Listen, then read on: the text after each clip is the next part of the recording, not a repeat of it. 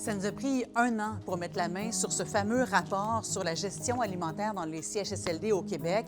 Quand on lit le contenu, on comprend un peu mieux pourquoi le gouvernement ne voulait pas qu'on en prenne connaissance. On parle de problèmes de salubrité, de potentielles problématiques de toxi-infection pour les personnes âgées, de manque de produits frais, de fruits et légumes, et aussi de graves lacunes quant à la quantité et au niveau de formation du personnel.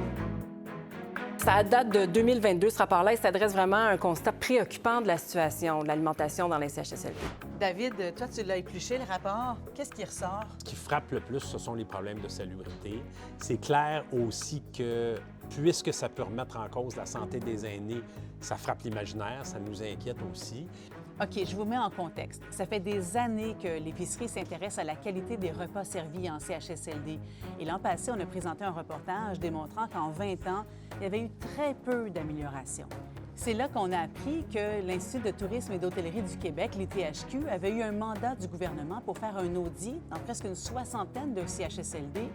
Et c'est le fameux rapport qu'on voulait obtenir. Ça a été très long et très complexe. Pour en parler, on reçoit celui qui s'est battu pour obtenir ce rapport, le chef recherchiste de l'épicerie, Gilda Meneux. Bonjour, Gilda.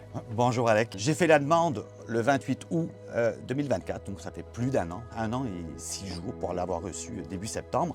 C'est long, alors moi j'ai d'abord demandé à la Commission d'accès à l'information d'avoir accès aux documents en août 2024. J'ai eu un refus au mois d'octobre. J'ai dû contester cette décision. Et puis ensuite, on m'entraînait vers une médiation au mois de mai. Imagine, plusieurs mois plus tard, j'ai dû réexpliquer à une avocate pourquoi je voulais ce document. Et finalement, je ne l'attendais plus. Au mois de septembre, on m'a envoyé le fameux document, le rapport. Même si les médias, on n'a pas réussi à avoir facilement le rapport, il a quand même servi ce rapport-là à accompagner certains des établissements les moins performants, comme entre autres le CIS de l'Outaouais. Penses-tu que ça va rebondir à l'Assemblée nationale, ça?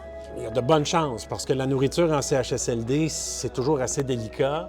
Oui, les caquistes prêtent flanc, mais à peu près tous les gouvernements, depuis une vingtaine d'années, ont échoué à véritablement améliorer les choses quant à ce qui se trouve dans les assiettes en CHSLD.